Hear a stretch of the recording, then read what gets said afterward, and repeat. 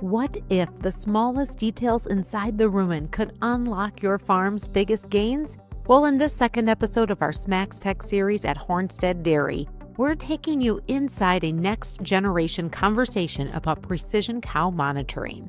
You'll hear from Amber Horn-Leiterman, partner at Hornstead Dairy, Louisa Koch with smaXtec, and Steve Woodford of Nutrition Professionals, as they discuss how real-time data from inside the cow is transforming rations, transition protocols, and team communication. Dairy technology at its finest. That and more here today on the Up-Level Dairy Podcast.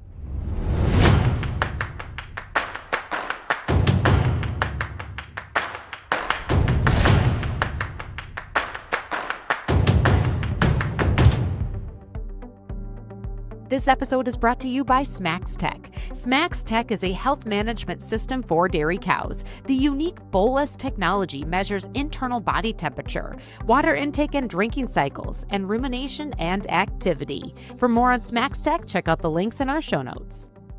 So, Amber, you've had the smaXtec monitoring boluses on your farm for several years now, but more recently implemented this next generation of monitoring technology with a pH bolus. What led you to make that investment and make that leap in your herd monitoring? So one of the things that we talk about at Hornstead Dairy is being of continuous improvement. We talked about having a great repro story and having a great healthy cow story. And once you get those things in line, you're looking at your data and you're like, how can I do more? How can I utilize this data even more efficiently and more effectively? And what other changes can we make? We call it it's really about fine tuning what we're doing here on the farm. And one of the opportunities smaXtec had was for pH monitoring.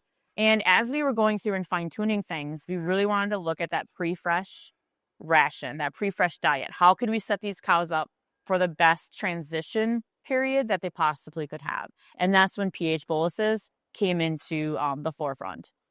And Louisa, working with smaXtec, this is a place where you spend a lot of your time is looking at what is the next evolution of data and technology in monitoring dairy cows. The pH bolus has a history of its own. Can you talk a little bit about that evolution and also what doors it's unlocked with improvements in cow monitoring and that fine-tuning Amber's been talking about? Yeah, absolutely. So originally the bolus was created as kind of a grad student project. And I even think back to my years in grad school and thought, oh gosh, that would be amazing to have had that option.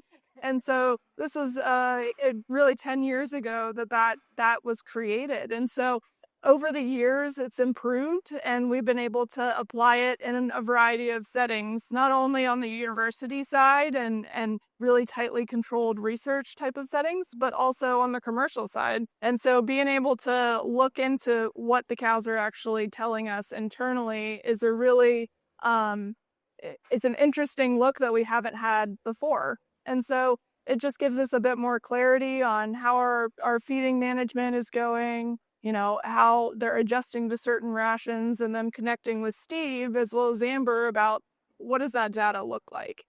So this collection of pH data from right inside the cow, as you said. Now, Steve, you have that as a tool for your work as a nutritionist here. Can you speak a little bit about that data, how you use it, and how it affects your decision making? Yeah, Vicky. So we started this summer putting individual cows on, but as we move cows from dry cow to pre to post, we're seeing all of a sudden they move to post, and we're seeing a little bit of that here recently where their pHs go too low. That's a diet adjustment I'm going to want to make because now I can see it, even though the rumination numbers look fine. That's where I'm starting to go forward at this point. Wow. So, to think about your career as a nutritionist, right? So as this advent of rumination technology allowed us to be able to start to see things that the naked eye couldn't see with the cow. Right. And that was a big advancement. Well, now what I'm hearing from you is there's this entirely new wave of forecasting. For example, you may have, because just of natural variation in the number of cows that calve in a month, you might have an increase in stocking density. And maybe ruminations don't change, but when cows are more practically tight, they'll eat fewer meals than bigger meals. So maybe that you'll see where the rumination doesn't quite show. So that kind of thing. For you, this is one more piece of data to integrate into your system, right? You've got your dairy comp data, you've got all of these other places you collect data from. So just speak to a moment, like what additional value does it bring to have one more piece of data? In today's day and age, we have so many data points. On any given day, especially as you increase the scale, you're going to have it's very overwhelming. And the data can be worthless if you do not do something with it, right? Like it's there, it's cool, great, you have all this, that's impressive, but if you can't actually have actionable insights, what's the point, right? And that's why it's important, like we communicate with the farm owner, the feeder, the nutritionist, like, hey, this is what we're seeing on the back end with data. These are some possible reasons why. Do you have any other areas that maybe we need to dive into that could help make sense of this data? And so it's an additional puzzle piece to complete that puzzle as long as you know where to put it. And you said something interesting there. You used the term actionable insights. Mm-hmm. In this scenario, what are some examples of those actionable insights where you're looking at the data from remote? In many cases, you're here on the farm seeing the cows. You're also here, boots on the ground, eyes on the cows, eyes on the data as well. What do actionable insights look like here, and what difference has it made? Well, I think I got caught up in this a little bit. Maybe we all did early with you had a few cows on cage boluses. You had them, and you were looking at, okay, I have an individual cow that didn't do well at calving. So I look at her data, and I'm going to try to make a decision from that one cow on the whole pen. We need. You don't want to see the forest for the trees kind of thing. So you want to get enough group data that's what I'm looking for. And eventually, if you have a percentage, enough numbers of sick cows, you can say, okay, there's a pattern there. And one of the things too, it's a learning process, like anything, like when you put a new technology in place, it's a learning process to see once what this means, what that means. And that's where Louisa comes in, because she's in the back end looking at the data and she is helping me decipher it. Because there's a lot of moving parts on the dairy farm, as you can see around here. And I don't always have the time to concentrate on it. So Louisa and I are doing a check-in weekly, or more so if she sees something in the data that she's questioning, because we really did a lot of looking at, or we could tell with the data, feed times. How often were the feed times? Okay, when were the feed times? When were the feed times off? We also had some instances where we ran out of feed. We did not have enough feed in front of them. And you were like, oh, the data is saying something a little funky here. Like, can you, so she can read it, but then you have to be the boots on the ground. Like, okay, at this time, this is what happened. Okay, this is how the pH is affected. Ruminations weren't really affected, but pHs were. So that does tell you that there was a stressor. There was something that wasn't, copacetic. Like there was something that wasn't quite right in her world at that specific time. And how can we go about alleviating that? Well, that's making a ration change right away. That's making those judgments go, like, did something happen? Did something break down within the system? And how can we fix that? So that's the overarching picture. Well, and I can even speak to that too. I've had conversations even outside of Hornstead with other consultants, and they're like, I look at my ruminations pretty frequently. Yeah. And I think things are going okay. And I still don't believe that because the cow doesn't perform in that way as well. So there's, something subclinical perhaps that is occurring internally that we can't necessarily detect. Like we're fine tuning things. So really drilling down and finding out what is going on and how do we make it better. Yeah. And I think that once you're tracking pHs, would you say, Steve, that you could do something different with your rat? Well, obviously you'd be open to doing anything with your ration. Oh, sure. Everything would be on the table. At a dairy like Hornstead, we might have 4 or 5 major forage changes a year. Corn salads is one big pile. So we don't have a lot of variation in particle length of the diet, really. Which is a big component of rumination. So that's pretty stable. So it'd be things like stocking density, and they do a nice job here of not overstocking pre and post, but you get periods with a lot of candidates. That kind of thing. we can switch the way how much corn we feed. Yeah, we can have a lot of flexibility if you see the pHs started to behave the way we don't want to. And one of the other areas that we're looking at more and more in dairy is feed efficiency. Do you see any opportunities to be able to hone in on feed efficiency with having this additional information from pH and those changes? Well, we certainly couldn't have done it this summer because it was too much heat. Like, I don't know. I mean, I suppose potentially if the cow isn't feeling right, there would be an effect on feed efficiency with pH, but I think we have to generate a lot of data to see if there's something there. I don't know if you've seen, Lisa, anything like that. Yeah, some of the preliminary data suggests that the animals that are below a certain threshold in milk are not going to be as efficient with converting feed, right? And so those would be the ones that you would look at and say, I've got to make a decision on, does it make sense to continue to feed her, or let's make room for another more high producing animal that is showing the potential of a more stable pH, or as well as other health metrics as well too. That animal doesn't get as rattled, let's say, or have as many incidences of lameness and disease throughout her lactation. And so all of those things I think are something that we can consider, and some of that early data does suggest that there is something to it. So opportunity ahead for, and hopefully being able to mark more improvements or areas of improvement with feed efficiency. And so what I'm gathering from the way the three of you are able to interact with each other is this is not the first time there's been conversations between Steve and Louisa, and not just Amber and Steve nutrition-wise, and same thing with Amber and Louisa as well, kind of this team approach. Mm-hmm. So you've been able to integrate nutritionist, veterinarian also into conversations, and having support with Louisa a phone call away as well. What's it been like to bring these folks from your current team to the table and have one more tool in Louisa and her team? I think it's interesting because for decades, farms themselves are managed obviously by those that own it, but with a network of support.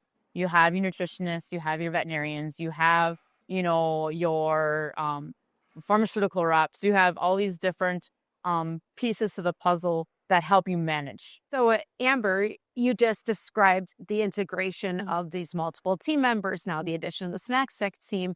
Louisa, for you, how do you fit in to the team here and with other dairies that you work with? Yeah, absolutely. So I have a background in nutrition, so it's really kind of the area that I like to play around with. So I truly enjoy meeting with nutritionists and farm managers and farm owners so that we can connect all these pieces. And so being able to link all the pieces, I think is a really awesome part of my job. It's really fun because sometimes not everybody communicates, on farm, right? And so I think it's just bringing everybody to the table so that we can have a conversation that it's not just me and Steve, it's not just me and Amber, it's all of us together to make it, an impact. What is interesting about smaXtec is the fact that it is engaging all of them. Okay, smaXtec, because it's a whole health, it's a whole health bolus, basically. You're utilizing that data not just for, say, your accountant, because, you have to, your accountant's, again, part of that team, but you're also bringing in your vet, you're bringing in your nutritionist, you're bringing in the brain power that smaXtec is providing, because smaXtec is not going to put a product on the market and then say, run with it, because it's not possible. It's a new and emerging technology. I can't do my job efficiently if I don't have smaXtec or Louisa, or I need that support to help me make those decisions. So I think it brings more data points to your decision, to the decision-making table when you're trying to make you make your goals, your outlook for, the future of the farm. 10 years ago, I didn't realize temperature was going to be such a focus of my job. Like, I want to know what her temperature is. I want to know what her temperature is. I didn't know rumination. I mean, rumination is important, but I didn't realize how much I could gain knowledge from all the compilation of rumination data. So, but again, You need people to help you make, because I can't be a knower of all things. That's just not possible. Yeah. And Steve, I'm curious for you. How long have you been in nutrition? So it's been almost 40 years, which is hard to believe. And, I can remember back when I started, you had 2 metrics to judge everything. What I thought the rumination was and manure. That was it. That's what you did. And I think we all got pretty good at it because that's all we had. So like with the pH stuff now coming along, I'm going to learn what I learned. Yeah. So in addition to the pH data, that's an added bonus that you now have, that you get to kind of have some fun learning, figuring out. You've been working with the rumination data, and as we talked about, the temperature data, Amber's looking at that on a daily basis. The water intake data, how has that changed your role? I would say the rumination data has been out for how many years that we've had systems. It's been quite a while. We've got that pretty well dialed in. So it would be more not forage related like it maybe used to be. Maybe more it's the group thing. That to me is where it probably gives more benefit to me now. You think it may be like the socialization, or just I think socialization, and you think of the last 20 years, how much stuff we've done with cattle. You still get DAs. Yeah, we right? still get DAs, yep. All these group changes, all these special diets, we still get DAs. There's a social crowding thing that I don't think you ever feed your way out of, right? If you've got a pasture and a cow's and a calf, she goes off by herself, and now we have them in groups of that. That isn't their natural environment. So you're never going to totally feed your way out of some of it stuff. But I think you can certainly minimize it. I mean, you don't get many. No.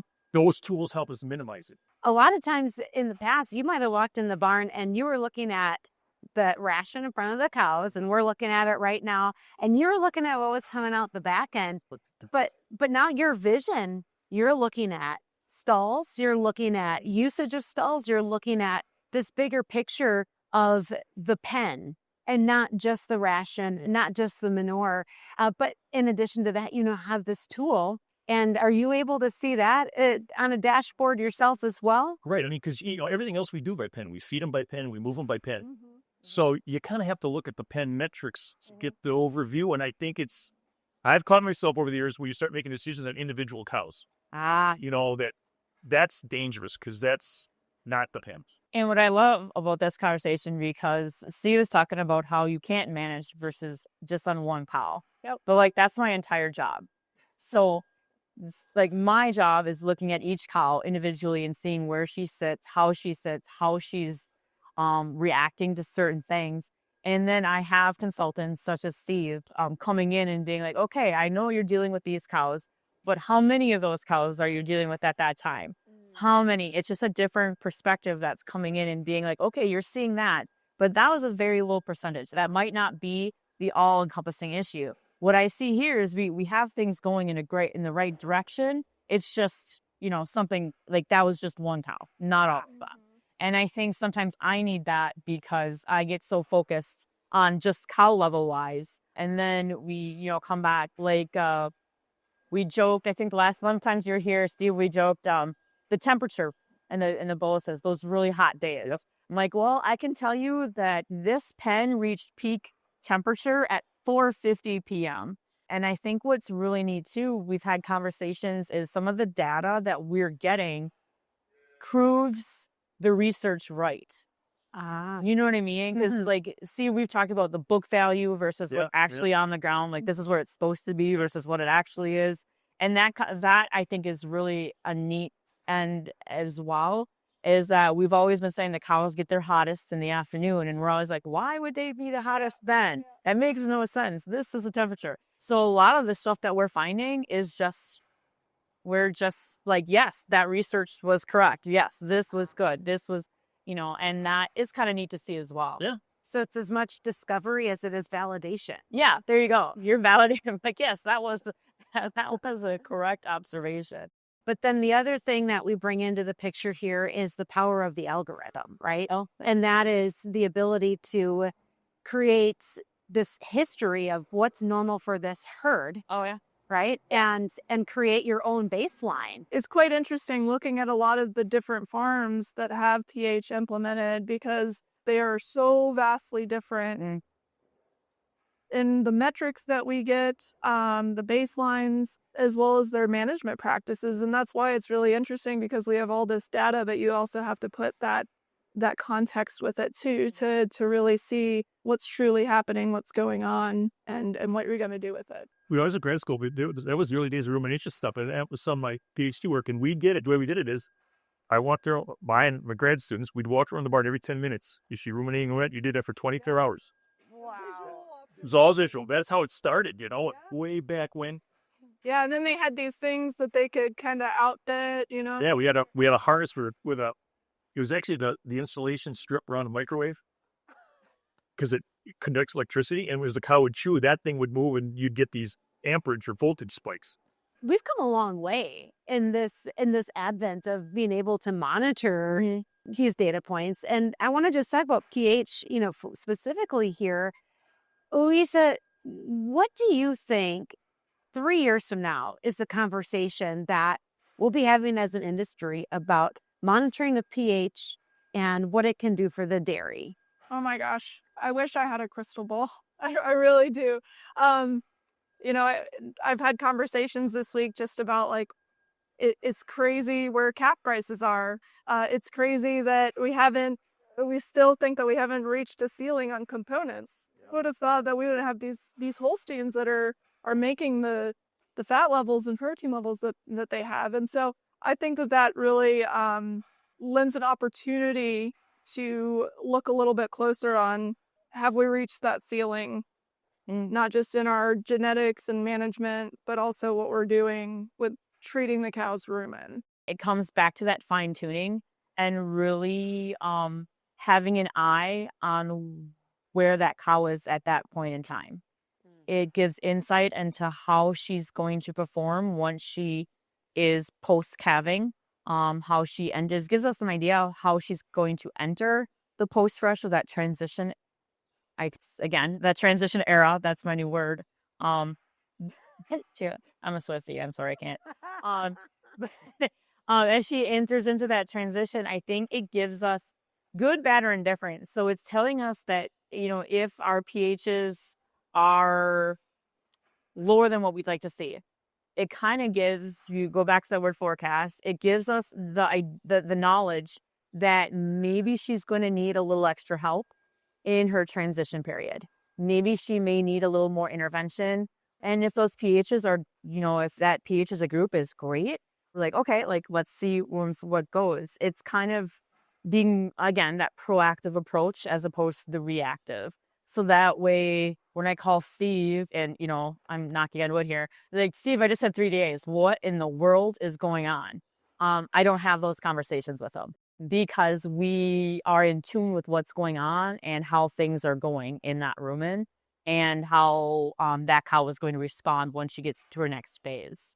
So the more you can kind of prepare yourself and my staff to be like, okay, this is how we're going to work. This is what could, be there. I think that's going to help everyone, whether it's efficiencies in labor or just that cow's life cycle, life transition. And so as we wrap up our conversation today, what would be your advice, Steve, to other nutritionists out there? More info is better than less.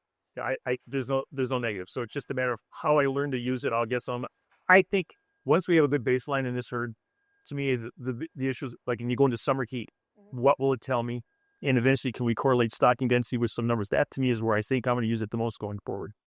And Amber, for you, what's the advice that you would give to another dairy farmer or even nutritionists out there about working with not just these boluses, but a pH bolus in particular?